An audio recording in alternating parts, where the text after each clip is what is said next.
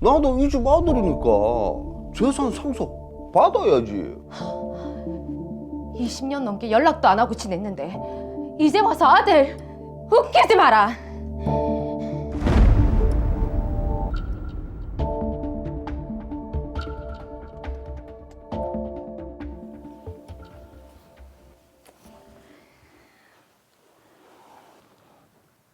엄마, 아버지 갑자기 절에 가시고 많이 적적하지?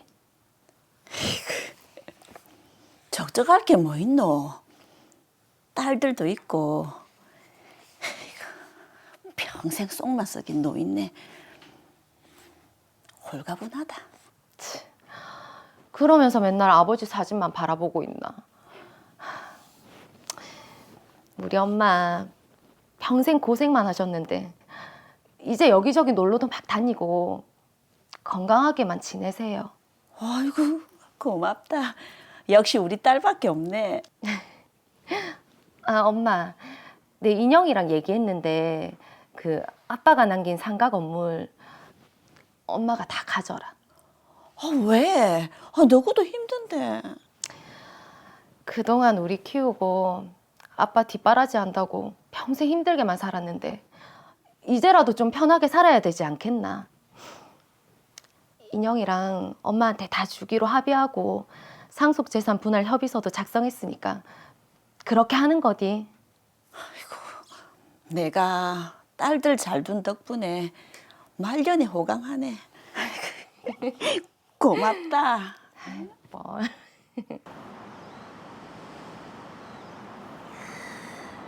여기가 아버지 건물이란 말이지. 돈 좀 꽤 되겠는데? 이 사람은 누군가요? 민식아. 그 형님이 조만간에 네 돈 갚는다니까. 얼마 전에 그 아버지 돌아가셨는데 그 남긴 재산이 좀 있거든. 그 니한테 돈 갖고도 남는다 임마. 그래. 야, 근데 어디 그 좋은 투자처 같은 데 없나? 그래. 알겠다. 그럼 조만간에 만나서 얘기하자. 그래.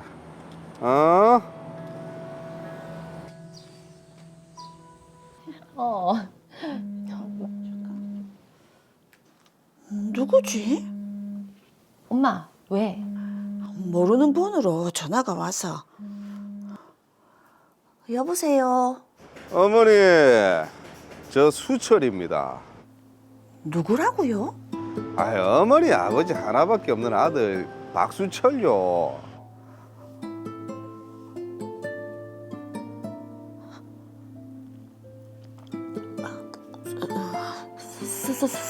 수철이? 이제 기억나시는갑네. 근데 그 아버지 돌아가셨는데 왜 저한테 연락도 안 해주셨습니까?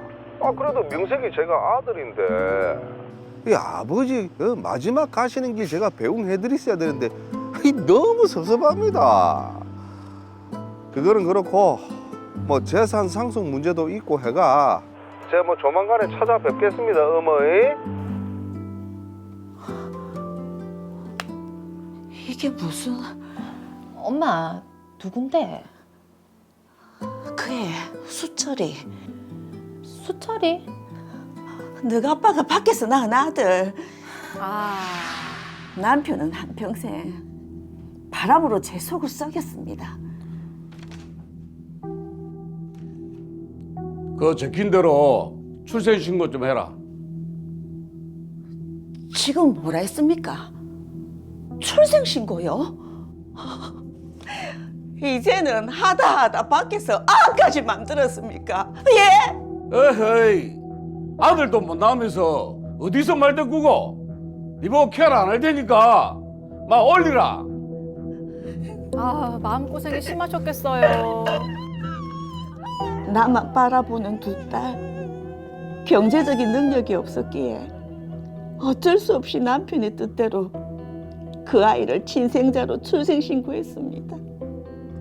내 평생 한이었지만 남편 말대로 특별한 왕래가 없었기에 참고 살았습니다. 이제 와서 왜 연락했다는데? 재산 상속 뭐라고 하면서 찾아온단다. 재산 상속. 지가 뭔데? 어쨌든 호적에 올라가 있다 이가. 엄마가 올리고 싶어서 올렸나? 아버지 때문에 어쩔 수 없이 올린 거지. 진짜 어이가 없네. 엄마, 걱정하지 마라. 만약에 찾아오면 내 바로 부르고. 알겠지? 알겠다.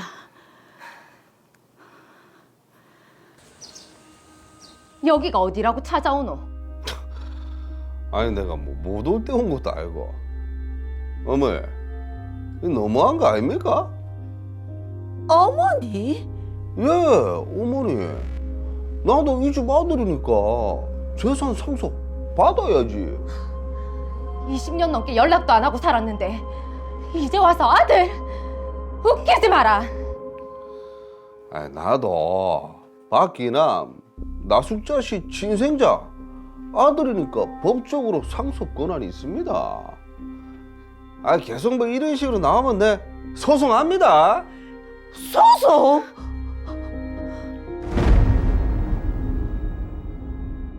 자, 20년 동안 왕래 한 번 없었던 아버지의 혼외자가 갑자기 나타나면서 상황이 참 꼬였습니다.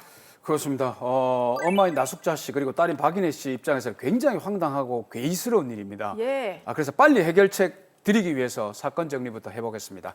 20년 전 나숙자 씨는 남편 박기남 씨가 밖에서 낳아온 아들 박수철 씨를 친생자로 출생 신고를 했는데요. 나숙자 씨가 박수철 씨를 직접 양육하거나 함께 살지도 않았으며 특별한 왕래 없이 20년이 흘렀습니다.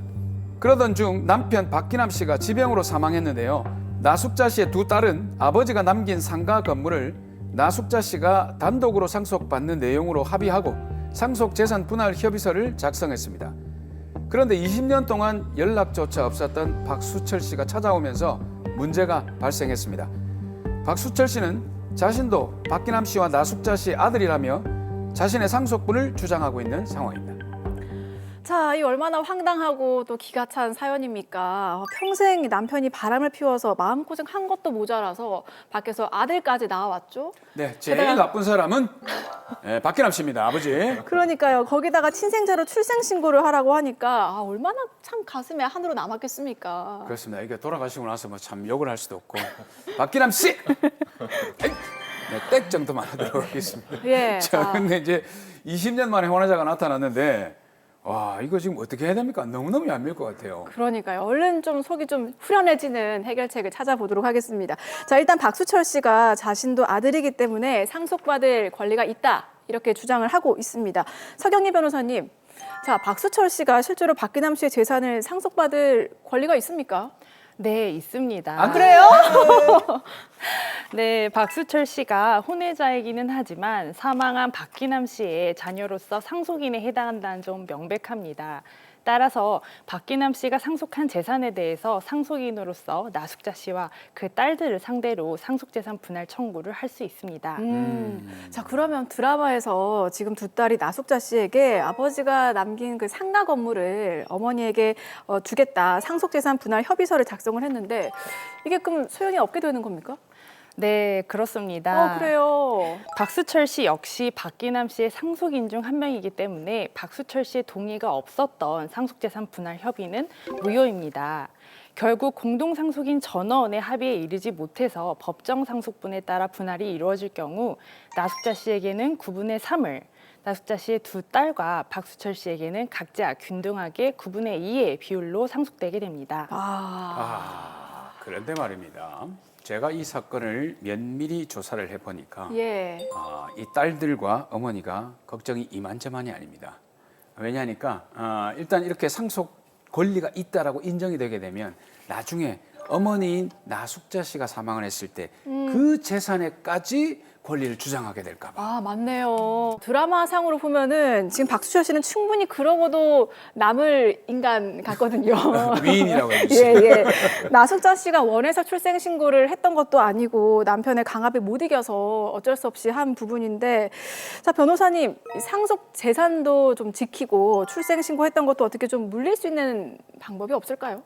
네, 나숙자 씨가 원치 않게 박수철 씨를 친생자로 출생 신고했지만 아들로 키운 적도 없었고 그간 왕래도 없었는데 나숙자 씨가 사망할 경우 그 재산까지 상속되게 된다면 얼마나 속상하시겠습니까? 그렇죠. 예, 상속 재산도 지키고 친생자로 출생 신고한 것도 물릴 수 있는 방법이 있습니다. 아, 오호. 그런 방법이 있습니까? 급합니다. 빨리 알려주시죠. 예. 네, 나숙자 씨가 박수철 씨를 상대로 친생자 관계 부존재 확인 소송을 제기하면 됩니다. 야, 일단 소송은 기본적으로 이름이 어렵습니다. 친생자 관계 부존재 확인 소송. 이게 어떤 소송입니까? 네, 친생자 관계 부존재 확인 소송은 가족관계 등록부상 부 또는 모와 자녀 사이에 친생 관계가 존재하지 않는다는 것을 확인받는 소송입니다. 가족관계 등록부상 친생 관계에 있는 일방 당사자가 타방 당사자를 상대방으로 소송을 제기하면 됩니다. 자, 그런데 지금 남편 박기남 씨가 사망을 했잖아요. 친생자 관계 부존재 확인 소송이 가능한가요? 네, 가능합니다. 오. 이 소송은 그 나숙자 씨와 박수철 씨 사이에 관계를 확인받는 소송이기 때문에 네. 박기남 씨의 사망과는 무관하게 소송을 제기할 수 있습니다. 근데 보통 소송을 보면은 제기할 수 있는 기간이 있던데 이 친생자 관계 부존재 확인 소송 같은 경우에도 제기할 수 있는 뭐 기간이라는 게 정해져 있습니까? 네, 당사자가 생존해 있는 경우에는 소제기 기한에 제한이 없습니다.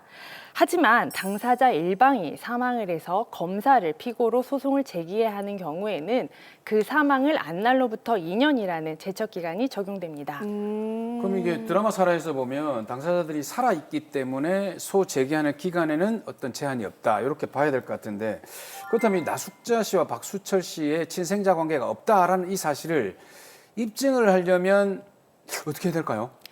네, 유전자 감정 촉탁 신청을 통해서 나숙자 씨와 박수철 씨 사이에 친생 관계가 없다는 사실을 입증할 수 있습니다. 법원은 당사자의 신청을 받아들여 수검 명령을 내리게 되는데요. 이러한 유전자 감정 결과를 토대로 두 사람 사이에 혈연 관계가 존재하지 않는다는 사실을 쉽게 입증할 수 있습니다. 네. 자, 그런데 제가 이 사건에 대해서 조금 더 알아봤는데요. 박수철 씨가 지금 자기한테 좀 불리해질까 봐 나숙자 씨가 자신을 친생자로 출생 신고는 했지만 실질적으로는 자신을 입양한 거라고 주장을 하고 있다고 합니다. 이 주장이 타당합니까? 우선 출생신고 방식으로 입양을 했을 때 그 출생신고를 입양신고로 볼 수 있을까요? 없을까요? 이게 출생과 입양은 완전히 다르잖아요. 근데 이게 대충 그렇게 퉁치고 넘어가는 경우도 있거든요. 아, 이게 의도를 보면 있는 것 같아요. 변호사님 맞죠? 네, 저희 대법원은 해당 출생신고를 입양신고로 볼 수 있다고 보고 있습니다. 네. 당사자 사이에 양친자 관계를 창설하려는 명백한 의사가 있고 나아가 기타 입양의 성립 요건이 모두 구비된 경우에 입양신고 대신 친생자 출생신고가 있다면 형식에 다소 잘못이 있더라도 입양신고의 효력이 있다고 보는 것입니다.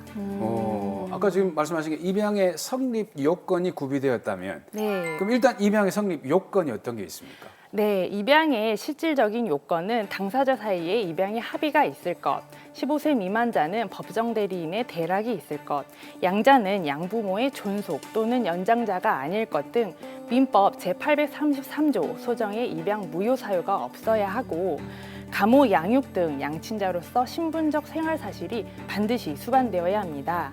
만약 당사자 사이에 입양의 의사나 양친자로서의 신분적 생활 사실이 없다면 입양의 효력이 인정될 수 없습니다. 자, 그럼 드라마 살의 경우에는 박수철 씨의 주장대로 나숙자 씨의 출생 신고를 입양 신고로 볼 수 있습니까? 없습니까? 네, 우선 결론부터 말씀드리면 네. 나숙자 씨의 박수철 씨에 대한 출생 신고는 입양 신고의 효력이 없다고 판단 내려질 가능성이 높습니다. 나숙자 씨는 박수철 씨를 입양할 의사로 친생자 출생 신고한 것이 아니고 또 실제로 아들로서 양육하며 키워오지도 않았기 때문입니다. 네. 결국 두 사람 사이에 친생 관계가 존재하지 않는다는 점을 소송상 확인받게 된다면 향후 박수철 씨가 나숙자 씨의 재산을 상속받게 될 가능성도 없어지게 됩니다.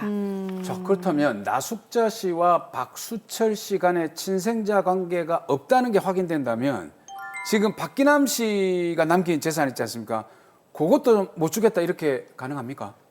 네, 아쉽지만 그렇지 않습니다. 아. 박수철 씨가 나숙자 씨의 아들은 아니지만 박기남 씨의 아들인 사실은 명백하기 때문에 네. 박기남 씨의 상속 재산은 분할해 주어야 합니다. 아, 참 평생을 속만 썩이다가 그러니까. 돌아가셔서도 또 이렇게 또 문제를 그거까지 안 주고 싶은데.